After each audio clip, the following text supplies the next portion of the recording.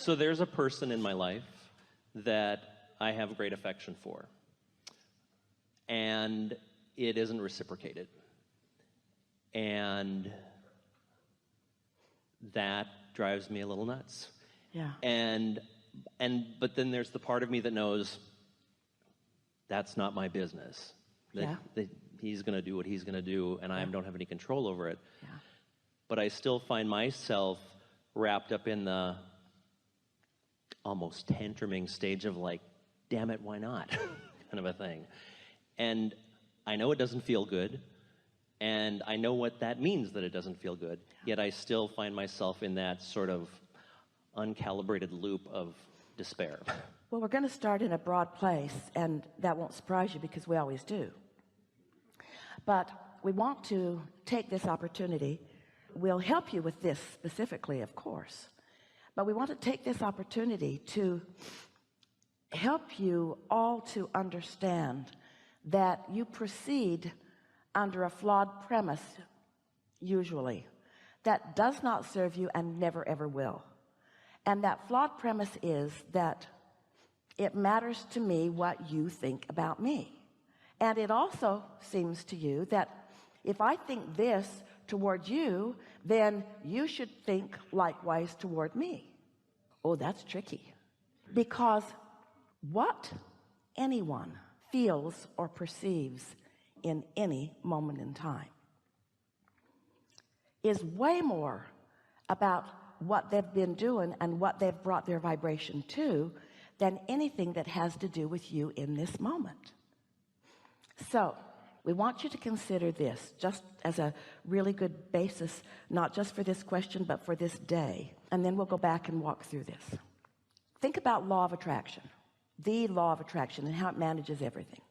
And think about what it says is that everyone is offering a vibration, and those vibrations are being managed by the law of attraction. The law of attraction is managing all of that. And as the law of attraction is managing all of it, that means that nothing can come to you that is not vibrationally active within you, which means as you get a response from someone that isn't pleasing, your awareness of that is active in your vibration. So it's hard for you to get anything else, and it feels to you like if they would just do something different, you would feel better, while we keep saying if you would do something different, you would feel better. And if you would do something different, maybe that very person would be activated in a different way. In other words, maybe you would own the room in a more powerful way and evoke something different. Or maybe someone else through the path of least resistance would just zoom right in and fulfill everything that you want, because you're clear and clean and pure and calibrated in your vibration. You don't have all this know what I don't want mixed in with it. So now think about the law of attraction and see yourself as someone who's decided, apart from this conversation, apart from maybe you woke up in the day and you're not yet thinking about that, fat chance, but let's just say that happened. And so your vibration is clear and you are calibrated to your inner being. And so you've decided to really isolate, calibrate, tend to, tune to the frequency of you. So you sit for a little while after you've meditated and you make some statements on a page about emotional things which are indicators of your calibration. And you don't write things that you do not mean, but you write things and you mean them, and you've practiced it enough that you're pretty good at it. And so you write things like, I feel eager about this day, I feel frisky about this day, I feel blessed in this day. Now the first day you sit to do this, maybe not so much, but after you do this for a little while, it takes some doing to calibrate to your blessedness when not so blessed things are sometimes happening. But you can do it, and your calibration is everything, because your calibration to your source energy is your point of attraction. So I feel blessed, and I feel eager, and I feel expansive, and I feel ready, and I feel open, and I feel full of myself, and I feel fun, and I feel strong, and I feel intuitive, and I feel flexible, and I feel eager, and I feel balanced. I feel good. I feel really, really good. I feel good. So you calibrate. Now what's happened? Whether you write it or just say it, it's better to write it because you'll focus better. And it's better to do it the next day and the next day and the next day and the next day and the next day, because after a little while it really catches on. And when you write those words, you feel the resonance of them because it lights your inner being up with you. The two of you become a powerful, dynamic, powerful, good feeling team. It's the awesome power, or we like to say the awesome pleasure, of non-resistant thought that you've got going on with your non-physical partner. That's a powerful point of attraction. One who's connected to that is more powerful than millions who are not. Most people don't even think about calibrating until they bump into something unwanted, and then we love you so much it's too late. Too late for now. You're just going to bump into them, and you're just going to get your feelings hurt, and you're just going to have a bad experience, and you're going to blame it on them, and you're going to practice the uncalibration of your inner being while you practice resentment and other things that just don't serve you at all. And so you just can't get around this. You got to clean up your vibration. And just because somebody is misbehaving by your standards to you doesn't mean you have to notice it and take it in. So you got to do something about that sensitivity. Well, that's not an easy thing to do because most humans have been doing it for a very long time. Most of you have been calibrating. Oh, we love you so much, but we love you so much. You've been calibrating to others' response of you, as if that has anything to do with anything, because they, like that one individual, like the world at large, is a mixed bag that will give you what you've calibrated. So whether it's this whole cluster of humanity or whether it's just a person, pay no attention to where they're at. Only give attention to where you're at. Tend to your own calibration and then watch what happens. Because when you choose anyone in any of those groups and you decide to push against them, maybe because of their denial of you, or maybe because of their disagreement with you, maybe because they see something different than you do, doesn't matter. There are lots of reasons that you might want to push against. There are lots of examples of who you might push against, but there's only one reason that you're pushing against any of them. Drum roll, please. There's only one reason that you're pushing against any of them. They threaten you because you're not calibrated. You counted on them for your source and your strength. That's why you gather together in clumps with others. It's because you don't feel strong on your own. But when you've learned to calibrate to your own wholeness, calibrate to your joy, calibrate to your love, calibrate to your clarity, calibrate to who you are, now you can love them. You can love all of them.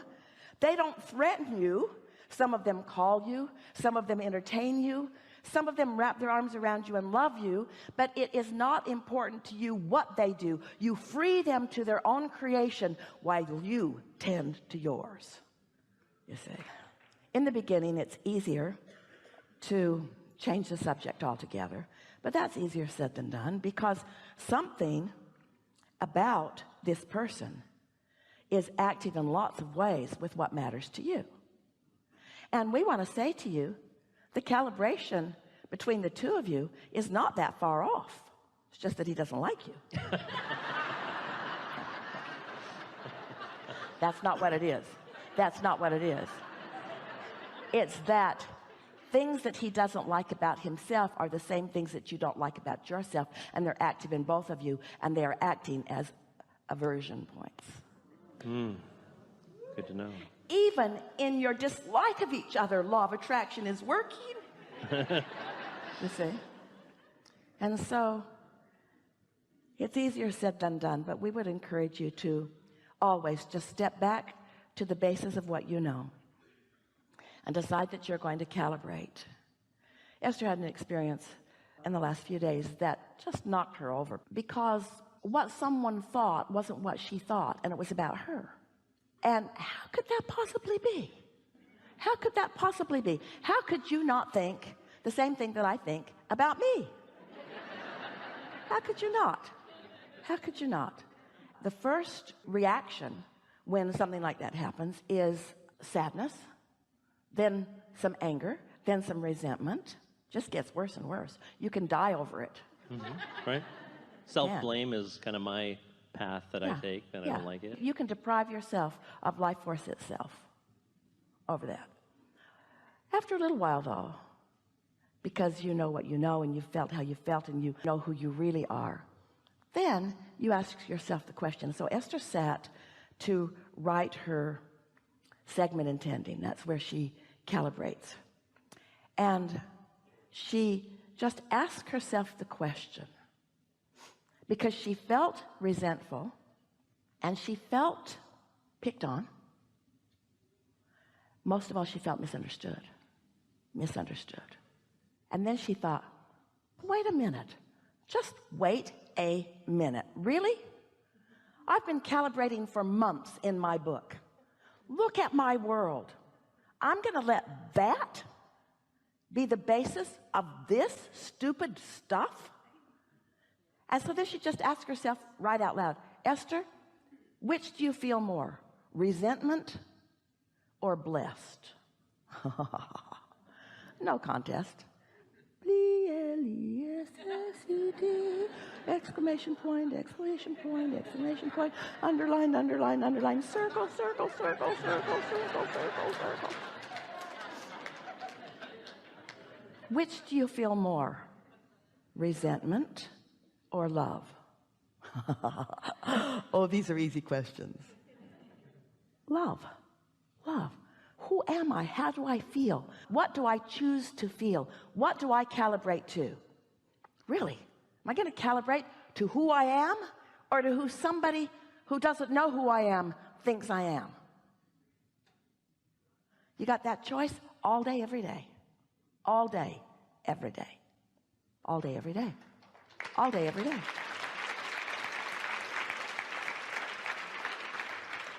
And after a little while, this may upset you a little bit, and we really don't. Yeah, we want to. We want to upset you. Want to upset all of you. This may upset you because it's not what you think you want. After a little while, you'll be so good at calibrating to who you are that you won't be jumping through any hoops for anybody because you've been trying to get them to love you, and you know what? You can't be good enough to them to keep them loving you.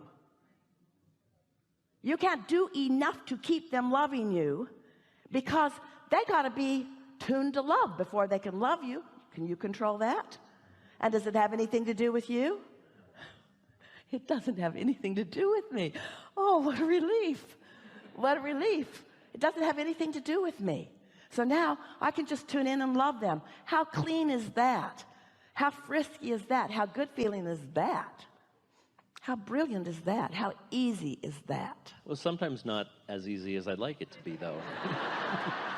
because of the momentum I have practiced about the resentment and about... But now, we got a pretty good run going, so don't start that. Okay. Because that's a calibration to something else, and you're human and you're right.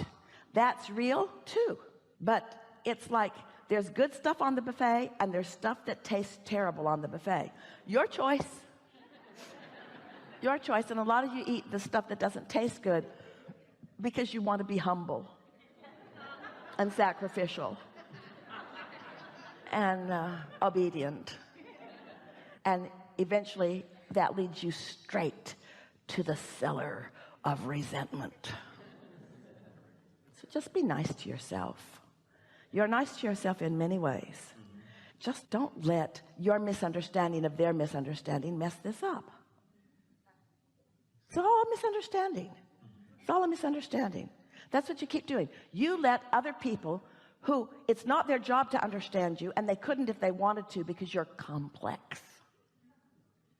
You want them to understand you, and when they don't, now you've lost your way. Really? How many more damn books do we have to write? There's source energy all over you, flowing to you all the time. It takes so little to get in the beam of that. Yes? Yes. Yeah. Enough? Enough. Thank you. Really good. Really good.